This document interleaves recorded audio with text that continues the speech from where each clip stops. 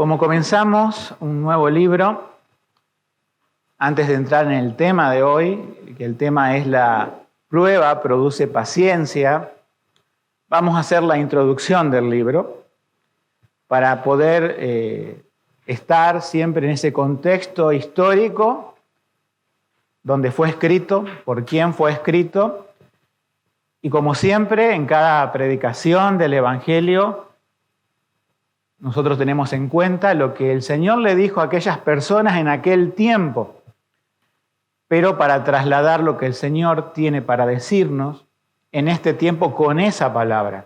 Eso se llama la contextualización. Entonces, primero vamos a ver esta introducción histórica, que no la vamos a volver a repetir, siempre la damos al comienzo del libro, por lo tanto es fundamental que lo recordemos. Me gustan cuando toman notas o si se lo acuerdan de memoria. Actualmente estoy compartiendo los bosquejos de mis mensajes con el grupo que tenemos de los anexos y todos los que predican, pero no los pongo en el grupo de la iglesia para que ustedes puedan hacer su trabajo, ¿sí? Y algunos están tentados a decir, pero pastor, ¿por qué no pasa los bosquejos también al grupo de la iglesia? Bueno, es intencional. Así que vamos a ver primero la carta. Vamos a ver la etimología del nombre. Ustedes dicen, ese nombre Santiago, ¿de dónde sale? La persona, ¿quién es? Y cuáles son los destinatarios originales de la carta, por más que sabemos que los destinatarios somos nosotros en el día de hoy. Vamos primero a la carta. Una de las cartas más cuestionadas del Nuevo Testamento ha sido Santiago. O sea, Dios no tiene dudas de haberla incluido en la Biblia, en el canon de la Biblia. Pero los hombres fueron un poco probados porque no siempre las voces fueron unánimes de decir que Santiago era parte de la Biblia. De hecho, hay un fragmento tipo así, escrito antiguo, quizás del siglo II, que no está en las cartas de Santiago, pero no nos podemos fiar por eso, ¿no es cierto? Pero hubo un concilio de la iglesia, de esos concilios tempranos que muchos de acá han estudiado en el instituto que tiene la iglesia, que se llamó el Concilio de Cartago, ¿sí? Siglo IV, en donde no quedó dudas de que Santiago era un libro canónico. Cuando decimos canónico, ustedes escuchen esa palabra, canónico quiere decir que está dentro del canon de la Escritura, que es parte de la Biblia.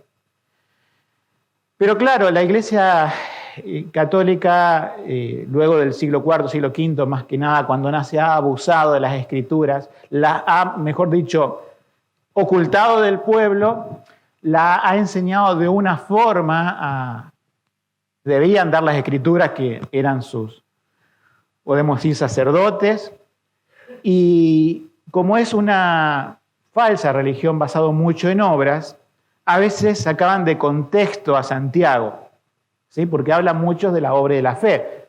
No es un libro como el apóstol Pablo. Ustedes tienen que saber que Santiago es judío, ¿sí? No es la mentalidad del apóstol Pablo que desarrolla temas. Entonces, al enseñarla mal la Iglesia Católica, cuando vino la Reforma Protestante del siglo XVI, algunos todavía seguían desconfiando de Santiago, aunque no deberían haberlo hecho. Y ustedes escucharán por ahí que una de las personas que desconfió del libro de Santiago es Martín Lutero. Y sobre todo en la primera traducción que hizo de la Biblia, él expresa sus dudas. Y es más, algunos de los reformadores, no muchos, incluían en sus traducciones bíblicas Santiago a lo último. No tenían a Santiago diciendo, por las dudas, lo ponemos allí. Pero la realidad es que con el pasar del tiempo, la reforma fue unánime con el libro de Santiago. Y Martín Lutero, ustedes cuando lean alguna obra de él, no la traducción de la Biblia primera, se va a dar cuenta que él cita innumerables veces al libro de Santiago, ¿sí? Entonces, no nos quedemos por ahí con esa información que a veces anda circulando de que Lutero rechazaba a Santiago. Toda la reforma, obviamente, cuando maduró, todo el canon que tenemos de la Biblia, desde Génesis y Apocalipsis, estuvo unánime la reforma. Y en las confesiones de fe, esto se deja claro. En las confesiones de fe se deja claro cuáles son los libros canónicos y cuáles no, que ahora no vamos a hablar de libros apócrifos, tanto del Antiguo Testamento, que son los clásicos que tiene la Iglesia Católica, pero también había otras falsas epístolas en el Nuevo Testamento que la Iglesia rechazó. Entonces podemos decir que la carta de Santiago es una carta, podemos decir, canónica y que tiene el apoyo de la Reforma. Ahora, el nombre, bueno, hay un problema con ese nombre, porque ¿cómo empieza en el versículo 1? ¿Cuál es el nombre real? Jacobo. ¿Sí? Recuerden que Jacobo, o Jacob, es un nombre judío y que cuando uno lo traduce al griego, esta carta fue escrita en griego, es como suena a nosotros, Jacobo, y uno dice, pero ¿por qué tiene este nombre Santiago? ¿No debería cambiarse? Bueno, nosotros tenemos que quedarnos con la idea de que es Jacobo, ¿sí? Pero no podemos a esta altura, porque se nos ha planteado también en la traducción de la Biblia, cambiar el nombre Santiago, porque todo el mundo la conoce con el nombre Santiago. Y es un fenómeno del español.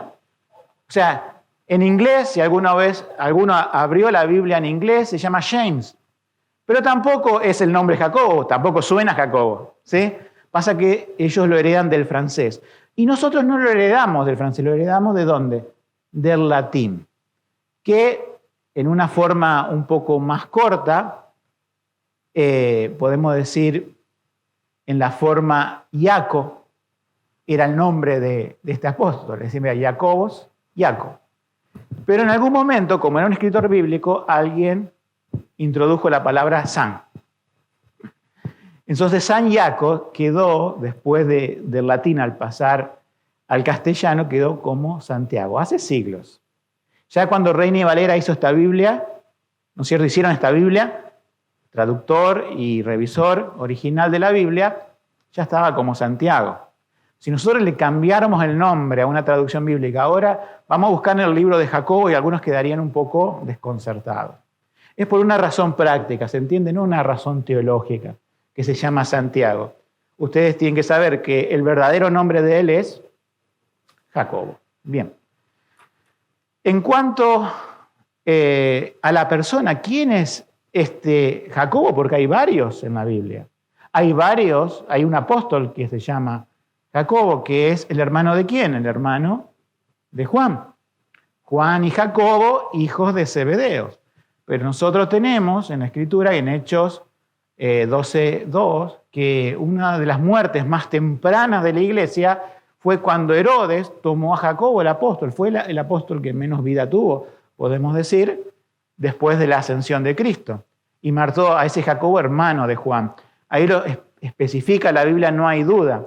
Entonces no puede ser este Jacobo. Después hay otros Jacobos, ¿sí?, que podrían ser, pero si fuera un apóstol, comenzaría Jacobo, apóstol de Jesucristo. Pero ¿cómo comienza la carta? Jacobo, siervo de Dios y del Señor Jesucristo. Y creo que unánimemente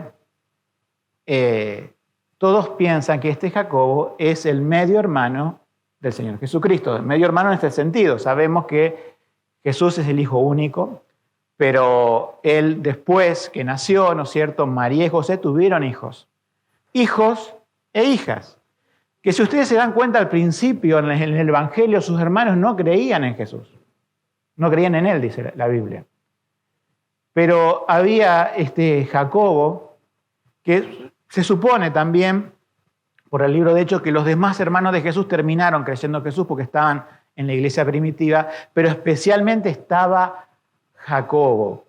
Y no queda duda de que este fue un pastor en la iglesia en Jerusalén. Fue alguien muy conocido y se trata del hermano del Señor. Ustedes recordarán de este libro que tenemos muy fresco en nuestra memoria, Gálatas 1:19, que dice, cuando fue a Jerusalén Pablo, dice, no había ningún otro de los apóstoles, sino a Jacobo, y aclara que no es un apóstol, el hermano del Señor. Entonces, se supone también que este Jacobo, que recibió a Pablo, que estuvo junto con Pedro en decir, bien, nosotros vamos a predicarle a los judíos y apóstol Pablo a los gentiles. También es el mismo Jacobo que estuvo en la asamblea en Jerusalén para poner fin a la discusión de que la salvación es por la gracia de Jesucristo y no por guardar la ley. O sea, fin a la discusión del problema de Gálatas, del problema de Romanos y demás. Creo que no hay muchas dudas, pero hay opiniones diferentes, por si ustedes alguna vez lo leen, de que creen que no es el hermano del Señor. Todo parece apuntar a que es el hermano del Señor, según la sangre, ¿no? Los destinatarios. Bueno, nosotros podemos ver en el primer versículo, que no es parte del tema de hoy, sino que es la presentación muy corta, muy escueta de la carta. Dice, Jacobo, siervo de Dios y del Señor Jesucristo, a las 12 tribus que están en la dispersión, salud. ¿Sí? Es un saludo que tiene. Si bien sabemos que la Biblia es para nosotros, ¿sí? Pero es importante identificar a quién va dirigida originalmente, porque uno se da una idea de por qué dice cosas determinadas de acuerdo al público al cual se dirige. Se entiende que esta es una epístola universal, no es a una iglesia. Pero aparte, uno se da cuenta que es una epístola más que nada muy parecida a la de Pedro, que escribe a los judíos de la dispersión. Y acá también hay dos pensamientos. Yo les voy a decir cuál es el que he elegido y adoptado, de por qué los judíos en la dispersión. Bueno, primer pensamiento es que estos judíos dispersos en todo el mundo, por toda Asia Menor, llegando hasta Roma, ustedes saben el mapa, si lo imaginan, lo tienen ahí en el final de sus Biblias, todas las comunidades judías dispersas, pero dispersas en tiempos anteriores a Jesucristo, ¿sí? En tiempos justamente donde los judíos fueron atacados, dispersados, perseguidos. Hubo varias diásporas judías a través de la historia y que esos judíos conocían la ley, guardaban la ley, pero no sabían nada de Jesús. Y también hay otros judíos que después de la muerte de Esteban, ¿sí? Recuerdan que Esteban fue el primer mártir de la iglesia, hubo una pequeña persecución, todavía no la total y la destrucción de Jerusalén en el año 70, en donde la iglesia se dispersó y la iglesia pasó hambre. Por eso después recuerdan que Pablo le lleva una ofrenda y demás. Yo creo que de las dos teorías de estos judíos de la dispersión es los judíos que estaban antes de la muerte de Esteban. O sea, es una comunidad judía más firme, no una que se formó ahora producto de una breve dispersión. Y pienso esto, que me inclino por esa idea, pensando en cómo Dios actúa con su evangelio. El evangelio fue predicado primeramente, como dijo el Señor Jesucristo, la salvación viene ¿de dónde? De los judíos. Si bien Él predicó a samaritanos y hizo milagros incluso entre gentiles, Él fue enviado a buscar las ovejas perdidas de la casa de Israel. ¿Qué pasaría con aquellas ovejas perdidas que no estaban circunscriptas en el territorio de Israel, sino que estaban dispersas por todo el mundo? Bueno, para que la promesa de Dios se cumpliera, tenía que alcanzarse con el evangelio a esas personas. Pero aquí un fenómeno, que los que fueron a alcanzar esas comunidades judías y se convirtieron gentiles, el que fue a alcanzar, ¿quién fue? El apóstol Pablo, con su equipo ministerial. Santiago no salía de misionero itinerante.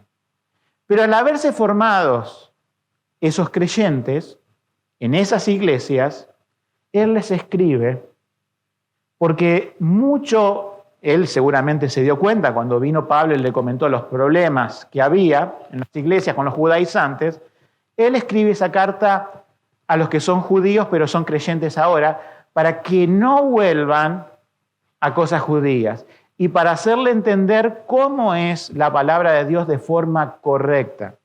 Cómo es especialmente el sermón del monte de nuestro Señor Jesucristo. La carta de Santiago es el sermón del monte con una combinación del libro de Proverbios. Una combinación rara, ¿verdad? Es una combinación del Antiguo Testamento de consejos prácticos, de muchos consejos, así como muchos temas que podemos generar para mensajes. Va a tener un número determinado de mensajes, lo que vamos a hacer, pero combinado con la enseñanza de Jesucristo. Si ustedes han leído Santiago, y espero que lo hayan hecho antes de comenzar la serie expositiva, se darán cuenta que nombra muy poco a Jesucristo. Y algunos también desconfiaban de la carta de Santiago por esto. Yo creo que la razón, que él ya da por hecho, que ellos están evangelizados, y que estos judíos deben entender y conectar las Escrituras desde un punto de vista ya cristiano, con una óptica tipo Sermón del Monte. ¿Se entiende por qué Santiago se enfoca a escribir esta carta a los judíos? Y no es una sola iglesia. Imagínense que cuando Santiago dice hermanos, él está hablando ya no como hermanos de nación. Los judíos se decían como hermanos de nación. Él está hablando de hermanos en Cristo. Y está llegando, no sé, a los creyentes que están en Colosas, por ejemplo, y ahí hay judíos, pero ya convertidos. A los que llegan en Tesalónica, y así podemos nombrar todas las cartas del Nuevo Testamento. Él llega a esa gente para corregir cosas en esa gente, y posiblemente Pablo, si él seguramente alcanzó a leer las cartas de Santiago, habrá dicho como que era un buen complemento a la obra que él estaba haciendo entre gentiles, pero que también en las iglesias había judíos. Se entiende que en nuestras iglesias somos todos gentiles. Podría haber algún hermano que haya creído en el Señor Jesucristo que venga de Israel y haya reconocido a Jesús como el Mesías y Salvador.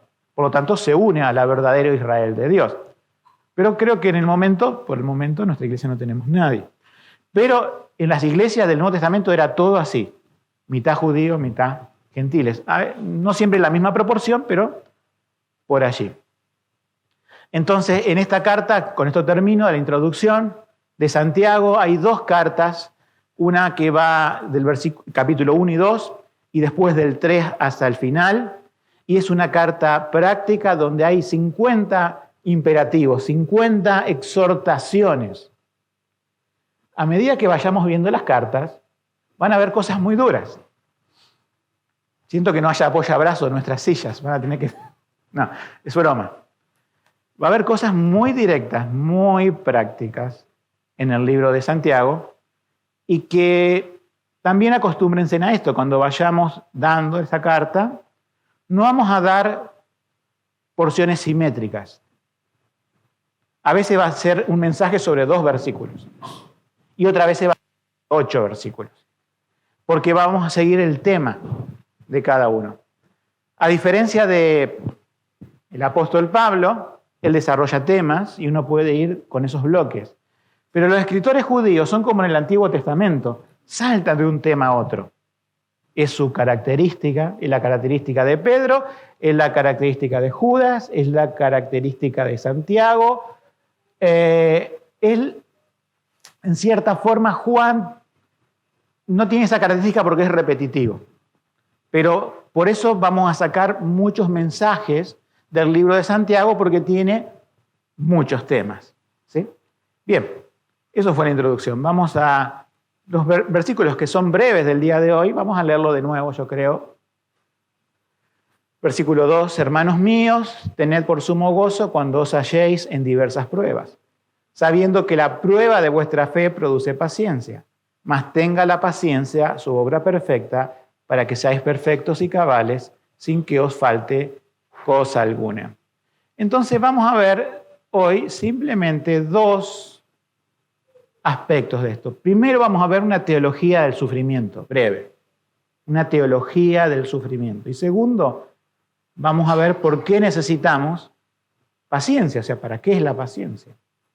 Entonces, para la teología del sufrimiento nos vamos a enfocar en un solo versículo. Versículo 2, hermanos míos, tened por sumo gozo cuando os halléis en diversas pruebas. El sufrimiento.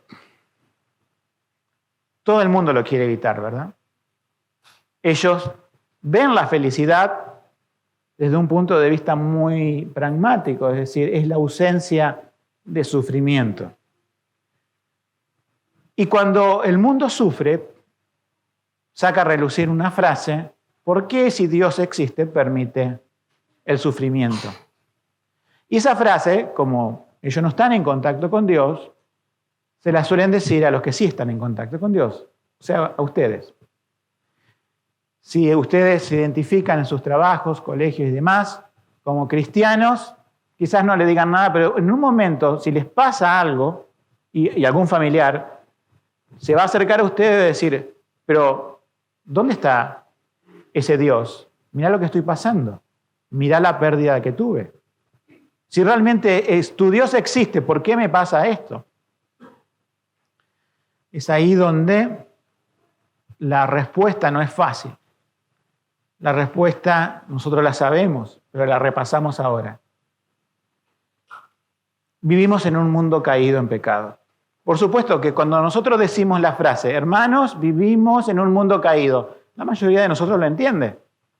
Se remonta al Edén, sabe toda la historia bíblica y por qué existe este sufrimiento en el mundo, que es a causa del pecado. Pero la persona que nos da este argumento, por lo general, no piensa en eso. Entonces, una forma de evangelizarlos es ir al origen del mal, al origen del pecado, que también es el origen del sufrimiento. No habría muerte ni sufrimiento en el mundo si el hombre no hubiera pecado. Entonces, tenemos que ir a eso para después darle una respuesta que ahora vamos a ver. Pero los cristianos a veces nos preguntamos: ¿por qué pasa esto? Eso es más difícil, porque nosotros sabemos la respuesta automática: es por causa del pecado. Pero la pregunta que nosotros le hacemos a Dios no es esa, es ¿por qué me pasa a mí? Y no a otro cristiano, y no a otra familia. ¿Por qué me pasa a mí? Y por lo general le seguimos agregando condimentos a estas cosas. ¿Por qué me pasa a mí que hago las cosas bien?, le decimos a Dios. Mirá fulano que hace las cosas mal, no les pasa. Creo que a todos nos ha pasado por nuestra mente ese tipo de cosas. Y sabemos que no son sabias cuando nos exponemos a la Escritura. Ahora, ¿por qué pasan el sufrimiento a los cristianos? Aquí el contexto es: hermanos míos, hermanos en Cristo. Cuando estén en sufrimiento, o sea, por pruebas, ténganlo por sumo gozo. Es lo mismo que nos decía el apóstol Pablo. Es un pensamiento muy recurrente en la Escritura, que las tribulaciones que tenía, dice: gozaos en las tribulaciones. Entonces, cuando nos pasan cosas, hay tres opciones o tres puntos de vista que quiero darles.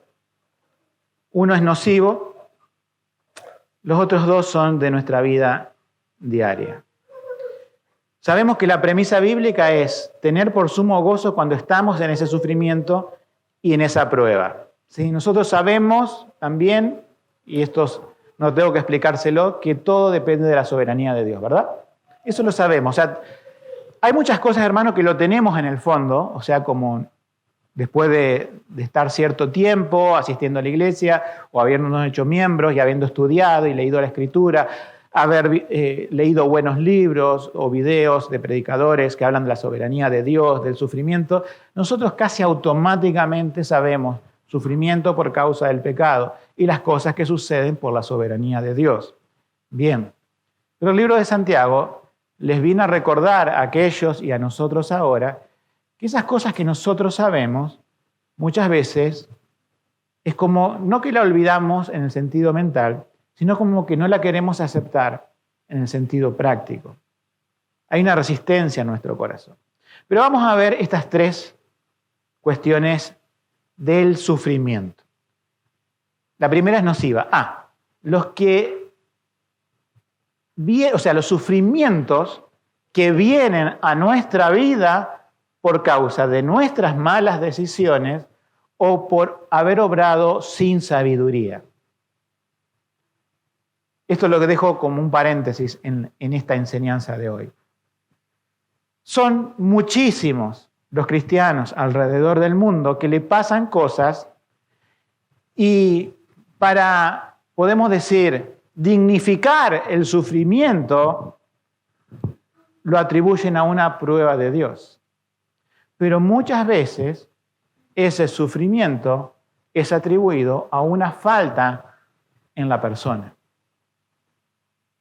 Supongamos, vamos a poner un ejemplo simple, que yo no uso cinturón de seguridad. ¿Por qué? Porque me arruga la camisa, no sé. Me molesta, me asfixia el cinturón de seguridad. Ustedes saben que hay una estadística. Dios salva vidas, pero el cinturón de seguridad, en la responsabilidad humana, Dios permitió que salvara vidas.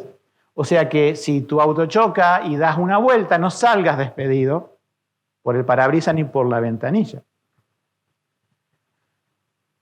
Suponete que la persona no muere y es un cristiano, ¿sí? Y viene después el de seguro. ¿Y usted no usaba cinturón de seguridad?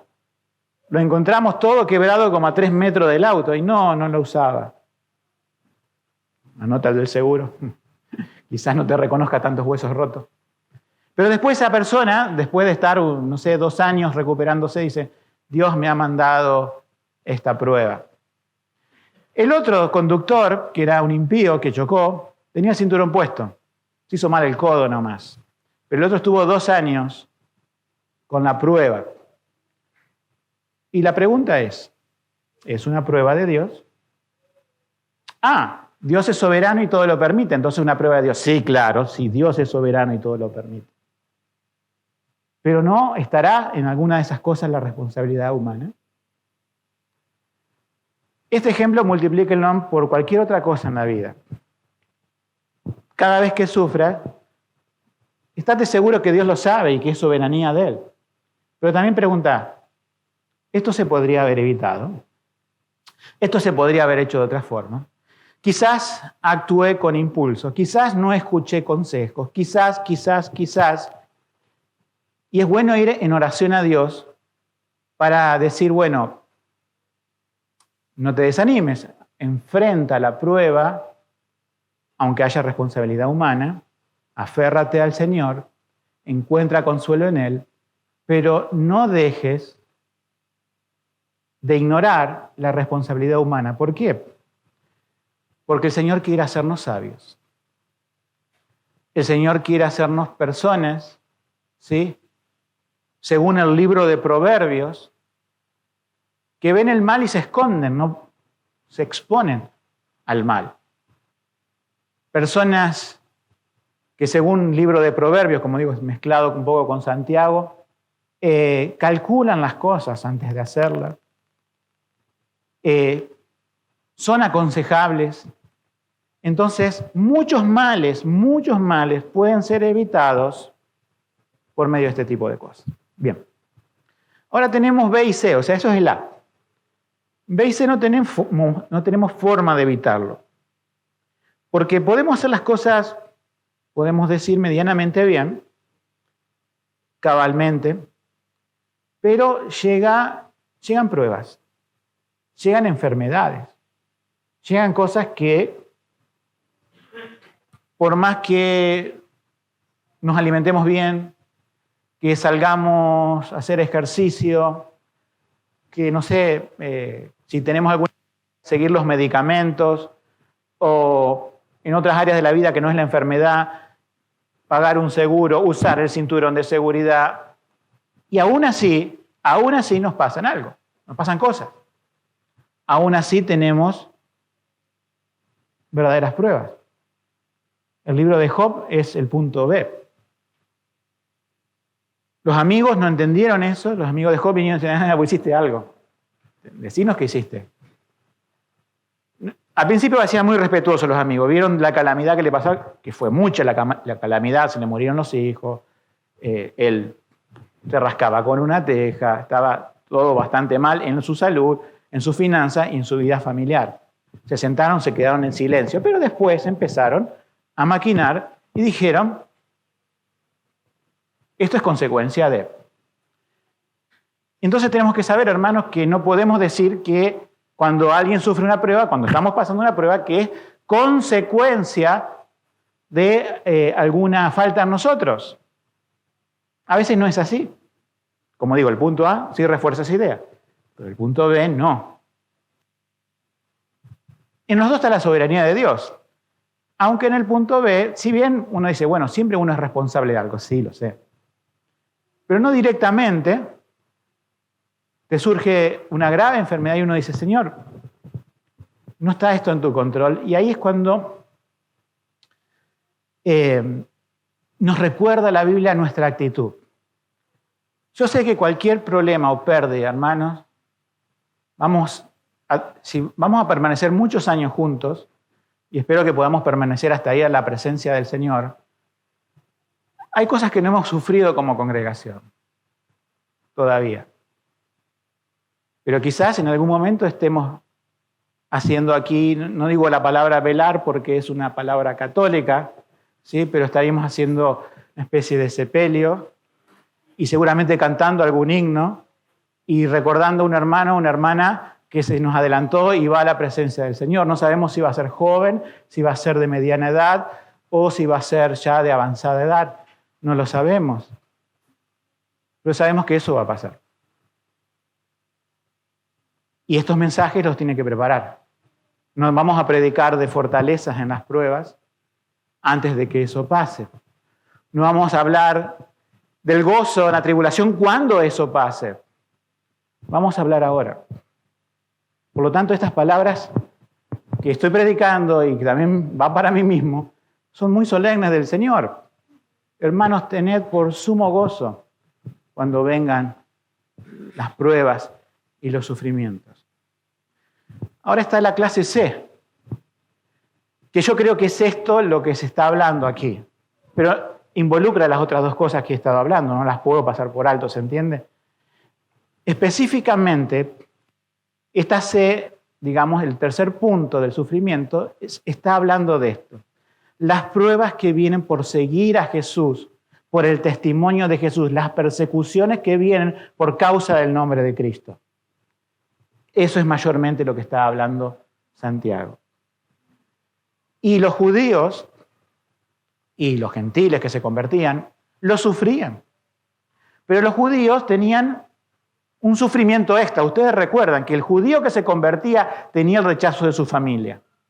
El judío que se convertía a Cristo tenía el rechazo de su círculo social, por más que estuviera en el extranjero o en la dispersión.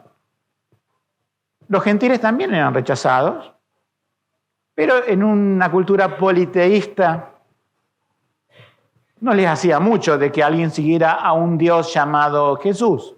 No les hacía mucho. Por eso Jacobo dice, siervo de Dios. Los judíos dicen, sí, Dios, Jehová. Ahí las 4 letras hebreas, el tetragramatón. Y del Señor Jesucristo. Y del Señor, y subraya, ¿no? Señor Jesucristo. Que los judíos recuerden que tienen un Dios y un mediador entre Dios y los hombres, que es el Señor Jesucristo, y que toda la nación de Israel en su mayoría lo rechazó, pero que muchos, tanto dentro de los territorios judíos como en la dispersión, creían en Cristo como su Salvador. Y ahora, por causa de creer en Cristo, enfrentan persecución. A su tocayo Jacobo, hermano de Juan, lo mataron. Herodes quiso hacer un acto de ejemplo para los cristianos, para reducir al cristianismo a la nada, y se multiplicaron más, matando a Jacobo, el hermano de Juan, la muerte de Esteban. Y así las persecuciones se iban haciendo cada vez más intensas dentro del territorio judío, en Jerusalén, la capital, pero también en la dispersión había ciertas persecuciones. El libro de Hebreos trata eso. Ahora, cuando estos cristianos son perseguidos por el nombre de Cristo, la receta es la misma para el caso A y B que hablamos hoy. Tened por sumo gozo. Uno siempre pensará, ¿cómo se puede lograr eso? ¿Cómo voy a tener un sumo gozo en medio de una tristeza? Bueno, entonces nos damos cuenta que estar contento y tener gozo es diferente. Uno dice, ¿puede tener gozo y no estar contento? Según como lo veamos. Para el mundo no, pero para el cristiano sí. Si nosotros estamos en una tribulación y una pérdida, vamos a sentir el dolor. O sea, el gozo que nos habla aquí no es algo irracional como que voy a estar con una sonrisa de oreja a oreja en medio del dolor. Entonces el mundo dirá, pero entonces, ¿qué está hablando? Eso no es gozo, eso no es así. Sin embargo, le decimos, sí, la Biblia trata así el gozo. Nosotros vamos a sentir el dolor. Y no vamos a decir a ningún creyente que no sufrirás. Antes vamos a decir a cada creyente, según la Escritura, sufrir. John Piper tiene un buen mensaje acerca de esto que se llama sufrirás, cuando sabemos que hay otros lugares donde dicen pares de sufrir, pero esa es otra historia. Pero después de sufrirás está, eso es un hecho.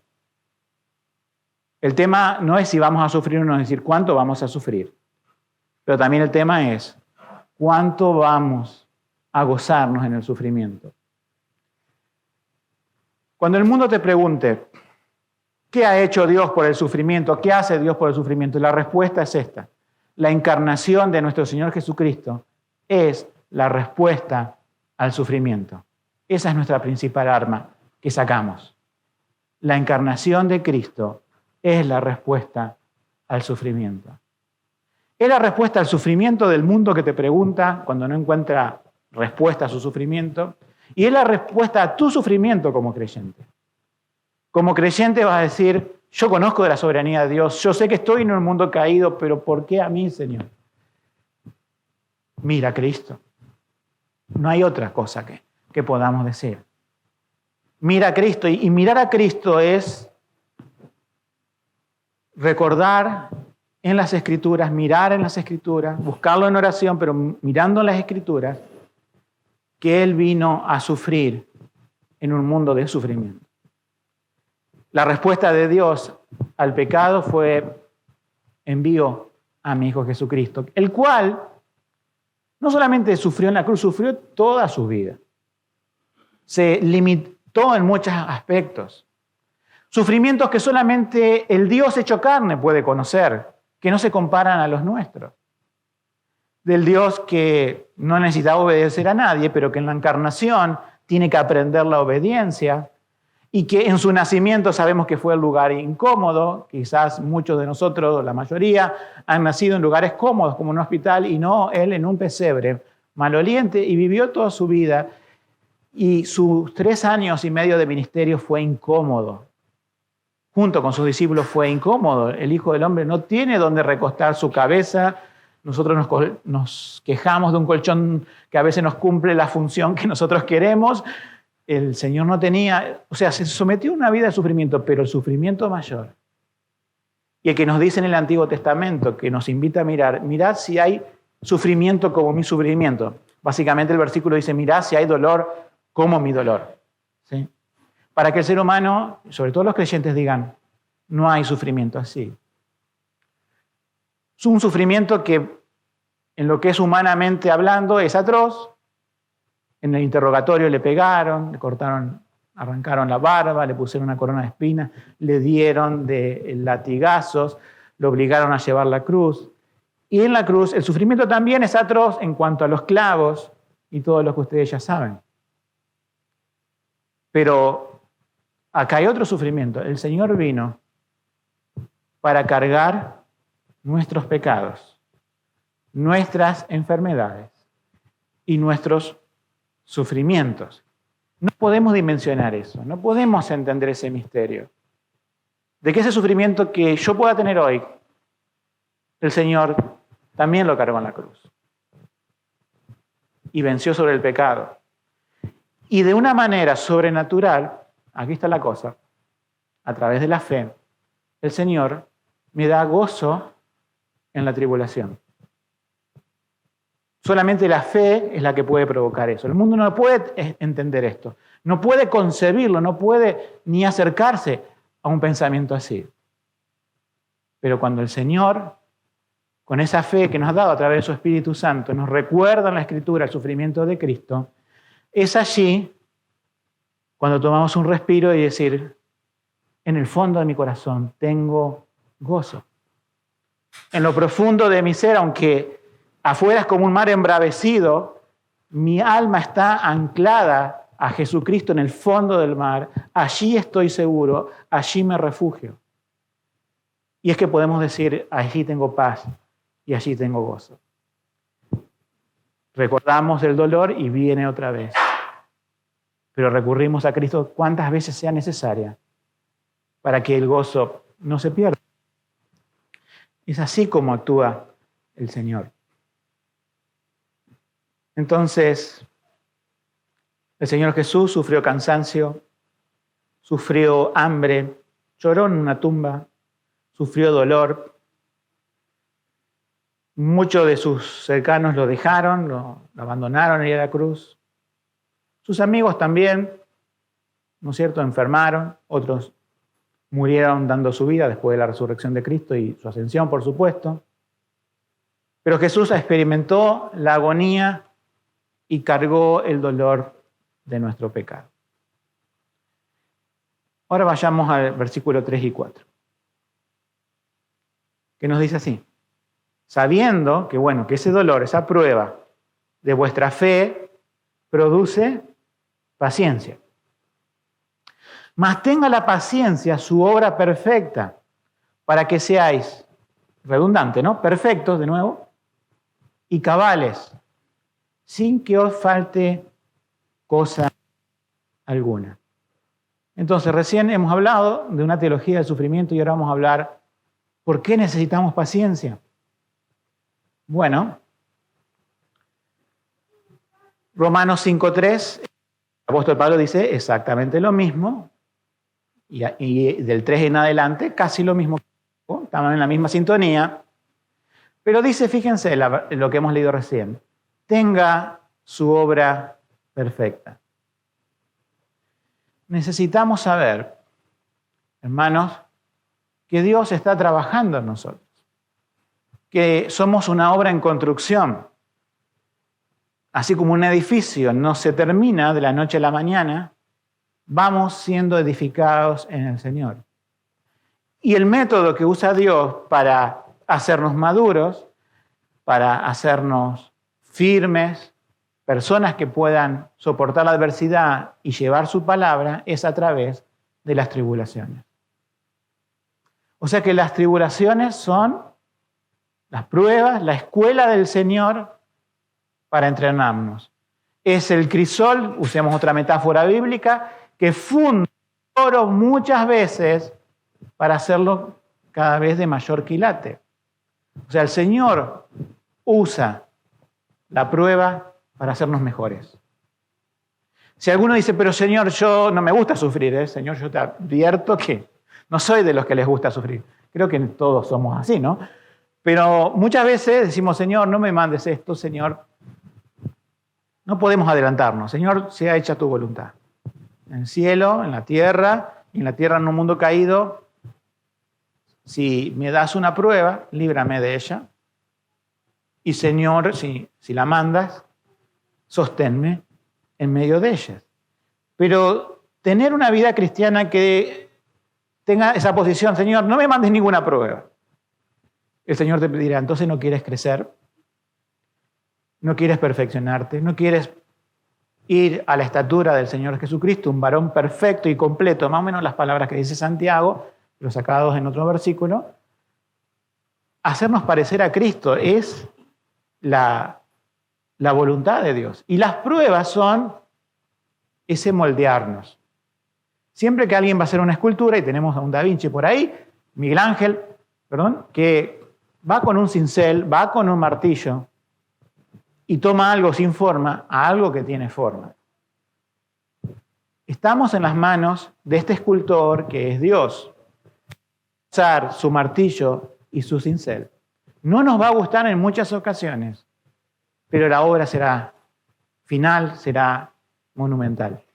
La obra final será, como dice Santiago, para que estemos completos en él. Entonces, tenga su obra perfecta, es que necesitamos saber nuestras limitaciones para no apurar las etapas de crecimiento. El Señor va trabajando en nosotros. Les pongo un ejemplo nuevamente de responsabilidad humana. Ustedes ven que no tenemos acá en nuestra ciudad, justamente por algunos problemas en un parque de diversiones que murió alguien, pero todos conocen las montañas rusas y saben que siempre en la entrada de las montañas rusas hay un nivel de estatura. Para muchos juegos, ¿sí? Pero especialmente para la montaña rusa. Hay un nivel que ya no es tanto por edad, ¿sí? Porque a lo mejor podría tener la persona una edad, digamos, ya soy un joven, pero resulta que no llega al 1,10 m y cuando baje la barra de la montaña rusa, la que te evita caer, no queda protegida la persona. Supongamos que gente quiere hacer trampa, diciendo, no hace falta esa medida, no me interesa esa medida. Yo me voy a la montaña rusa, como sea, no me voy a perder tal diversión de todos mis amigos que son más grandes que yo, y yo por ser más chico, no. Han ocurrido accidentes así. No vamos a ilustrar eso. ¿Por qué? Porque no esperaron, esas personas, esos adolescentes, no esperaron el crecimiento necesario. Hermanos, las pruebas nos hacen crecer. Nosotros queremos apresurar todos los procesos del Señor. Quisiéramos ser sabios de la noche a la mañana, ser templados de la noche a la mañana, tener un espíritu resistente a la prueba de la noche a la mañana. Pero el Señor, así como en nuestra humanidad crecemos paulatinamente, ese fenómeno se repite en nuestra vida espiritual. Crecemos paulatinamente. Lo bueno es crecer sin interrupciones, sin estancarnos en la vida espiritual, pero es crecer. Entonces, cuando pasemos sufrimientos y pruebas, esto va a ser la escuela que el Señor va a trabajar en cada uno de nosotros. Y lamentablemente la regla es que a veces a los que más usas, más los pruebas. Por lo tanto, tengamos cuidado. Porque queremos decir, yo quisiera hacer muchas cosas para el Señor. Pero siempre hay un precio que pagar. El Señor va a fundir en el crisol las veces que sea necesario la vida de los que usa. El Señor, obviamente, todos son útiles para su obra. Algunos pasan pruebas más difíciles que otros, pero todos pasaremos, de alguna manera, alguna prueba. Fíjense en la otra palabra que usa. Acá, quizás no sé si conocen bien esta palabra, que no es muy común, que sean cabales. Cabales. ¿Conocen una persona, o qué les viene a la mente cuando una persona es cabal? Sería con una persona, cuando decimos estás fuera de tus cabales, sabemos que se salió de foco, pero una persona cabal es una persona, desde el punto de vista original de la Biblia, es una persona como completa en sí misma. No aparece muchas veces en el Nuevo Testamento esta palabra, pero sí aparece asociado a completo. Yo no sé, como no aparece muchas veces, que aquí Santiago usó esa palabra, pero él la refuerza con la idea para que no le quede duda a sus lectores que vienen de un trasfondo judío. Él está escribiendo en griego. Y entonces él refuerza la idea, dice, sin que os falte cosa alguna. Es como un libro de proverbios que dice una cosa y después reafirma esa misma cosa. Bueno, esa técnica está usando Santiago para que seáis cabales y que no les falte alguna cosa. Pero ahora, ¿qué es lo que está diciendo? Que no nos falte alguna cosa ¿en qué? Materialmente, no. Le está hablando como persona. Entonces allí, hermanos, ya llegando al final del mensaje, que tenemos que pensar. Y yo creo que a veces es bueno una cosa de decir, ¿cuántas cosas nos faltan? ¿Cuántas cosas me faltan? Sería terrible pensar, si no, ya estoy bastante hecho, Señor. Yo me digo, ¿cuántas cosas me faltan? ¿Cuántas cosas el Señor tiene que poner? Pero no me puedo conformar, hermanos, a decir, me falta un montón de cosas, entonces, Señor, no mandes pruebas, Señor, no quiero crecer. Va a ser doloroso el crecimiento, pero ¿cuál es Estamos como en un rompecabezas. Ese rompecabezas nosotros, cuando agarramos la caja de un rompecabezas, sabemos que tenemos las piezas sueltas adentro, ¿no? Todas mezcladas. Algunos vienen armaditos, pero en la tapa que tenemos, la imagen de lo que va a ser, porque si no, no sabríamos qué armar. La tapa de nuestro rompecabezas, ¿qué dice? Jesucristo. Está la imagen de Él, bíblica. Está la de Él. Cada uno de ustedes está ensamblando las piezas. No se puede forzar. Yo veo a los niños, ¿no es cierto? Si le has regalado a un niño un rompecabezas y dice, esta pieza va acá y va acá. No, le digo, hijo, no va ahí porque se va a romper todo. Bueno, nosotros también tenemos que esperar eso. Se está formando Cristo en nosotros. Y la gloria de Dios es cuando eso ocurre más rápido, secuencialmente, y no cuando nos estancamos y tenemos 3 piecitas ahí que no sabemos si vamos a armar la Torre Eiffel, el Coliseo, no sé, o el obelisco. No se sabe, parece que va a ser. ¿A dónde va a ir? Sabemos que los cristianos apuntamos a Cristo, pero debemos tener una buena cantidad de piezas que se vayan armando en nuestras vidas. Y cada prueba que el Señor manda a nuestra vida es una pieza de este rompecabezas. Entonces, para terminar y repasar, el orden es este: sufrimiento, paciencia, madurez. Lo repito. Sufrimiento, paciencia, no se pueden apresurar los tiempos. Hay que esperar en el Señor. Y va a lograr que seas personas completas. 3 preguntas que siempre hacemos. ¿Estamos dispuestos a confiar en la soberanía de Dios, incluso cuando a veces no le encontramos explicación? 2, ¿vemos en las tribulaciones una oportunidad para poder crecer en paciencia y madurar espiritualmente? Y por último, ¿cómo podemos imitar al Señor Jesucristo? No en el hecho de la cruz, pero sí en toda su vida, quien Él es el ejemplo de la paciencia y el amor por los demás. Hay una cita que quería leerles para terminar de Thomas Brooke, un puritano, allá por el año 1608 a 1680, que este pensamiento, bueno, me ha gustado y lo quería compartir con ustedes para finalizar este sermón. Las aflicciones aplacan las atracciones carnales a nuestro alrededor que pudiéramos tentarnos.